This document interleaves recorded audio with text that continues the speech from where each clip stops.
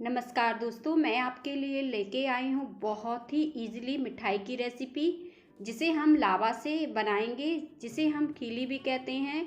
और जो दिवाली में बच जाती है, बच्चे उसे नहीं खाते हैं, तो उसी से आज हम बर्फ़ी बना के तैयार करेंगे जो सभी को बहुत ही पसंद आने वाली है।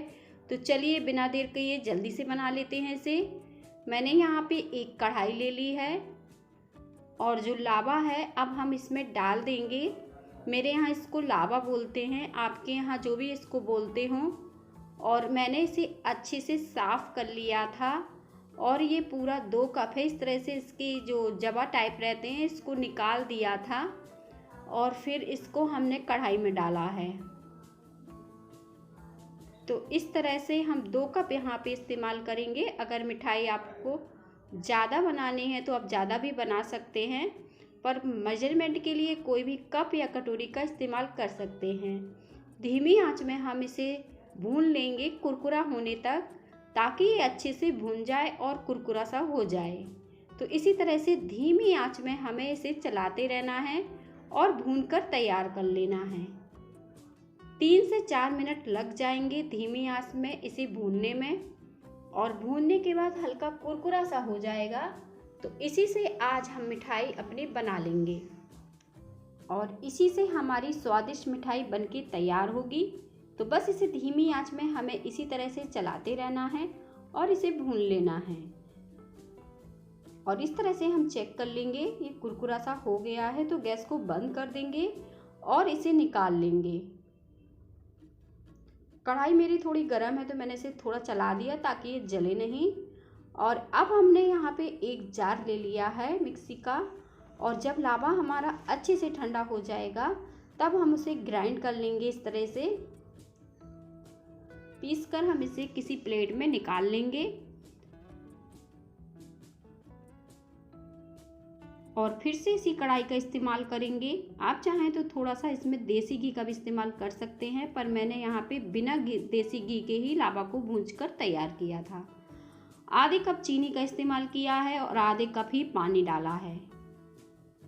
अब चीनी को अच्छे से हमें घोल लेना है। इस तरह से चलाते हुए चीनी को हम घोल लेंगे। घोलने के बाद हम इसे आपको बताएंगे कि कितना और हमें पकाना है इस मिठाई को बनाने के लिए। और देखिए चीनी अच्छे से घुलती हुई दिख रही होगी आपको, हल्की सी बस बारीक सी बची है। तो जब इस तरह से हो जाए तब आप इसे 4 से 5 मिनट सिर्फ पकाना है। बहुत ज़्यादा नहीं पकाना है, ना ही हमें गाढ़ी करना है। और इतनी जल्दी ये चाशनी देखें बन के तैयार हो जाएगी। इस तरह से देख रहे होंगे आप वीडियो में। बस इसी तरह की चाशनी चाहिए है हमें, तार वाली नहीं चाहिए है। इसे हमने हल्का सा गाढ़ा किया है, इसमें मिला दिया है पिंक कलर।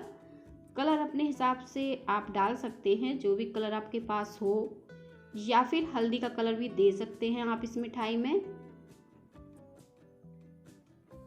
और कलर डालने के बाद हमने इसे कलर को अच्छे से मिला लिया है। और अब जो लावा था इसे हम डाल देंगे और अच्छे से मिक्स कर देंगे। तो इस तरह से चलाते हुए हमें इसे अच्छे से मिक्स कर लेना है। अगर आपको लगे कि इसमें पानी कम है और ये हमारा डालते ही लावा थिक हो गया है या फिर कंबाइंड हो गया, तो तुरंत इसमें पानी के छिट्टे लगा सकते हैं, पर मेरा परफेक्ट है, आप देख रहे होंगे। अब मैंने यहाँ पे भुनी हुई मूंगफली को हल्का सा दरदरा पीस कर लिया है। ये पूरी तरह से ऑप्शनल है। अगर आपके पास घर पे मूंगफली हो तो उसे दरदरा सा पीस के ले सकते हैं। ये भुनी हुई मूंगफली थी, कच्ची मूंगफली नहीं थी। और इसे अच्छे से मिक्स करेंगे, या फिर आप इसे स्किप भी कर सकते हैं, बिना मूंगफली के ही इस मिठाई को बना सकते हैं। और इसे हम पका लेते हैं अच्छे से कंबाइंड होने तक। और इसके पहले मैं इसमें डाल देती हूँ ये नारियल, जिसे मैंने कद्दूकस करके रखा था। आप चाहें तो जो बारीक वाला नारियल होता है उसे भी डाल सकते हैं, गरी का बुरादा जिसे कहते हैं।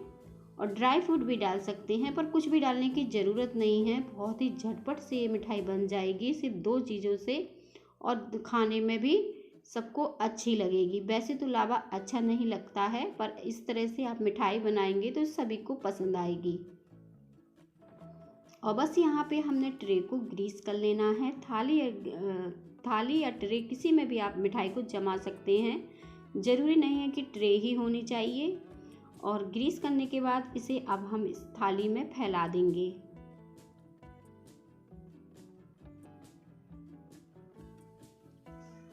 और अच्छे से अब हम इसे इस तरह से पोंछकर चम्मच की सहायता से इसे हम फैला देंगे, ताकि इजीली ये फैल जाए और सेट हो जाए।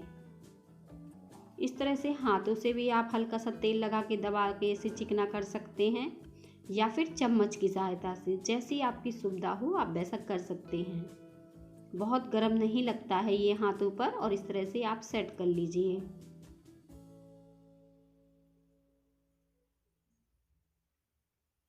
अब हमने इसमें नारियल जो अंदर डाला था, यही कद्दूकस किया हुआ इसके ऊपर भी डाला है, और हाथों से अच्छे से दबा दिया है ताकि ये सेट हो जाए। इसे ठंडी होने के बाद हम इसे मन चाहे पीसेस में कट कर लेंगे, और मैंने इसे फ्रिज में नहीं रखा था, ऐसे ही ये ठंडी होके सेट हो गई है। तो जैसे पीस आपको मिठाई के पसंद हो वैसे आप इसे काट सकते हैं। मैंने यहाँ पे इसे चौकोर पीसेस में कट कर लिया है, जो देखने में बहुत ही खूबसूरत हो रहे हैं। और इस तरह से पूरे पीसेस हम कट कर लेंगे, और बीच में हम इसके काजू का इस्तेमाल करेंगे, और एक एक काजू इसके ऊपर रख देंगे, जिससे इसकी सुंदरता और भी बढ़ जाएगी।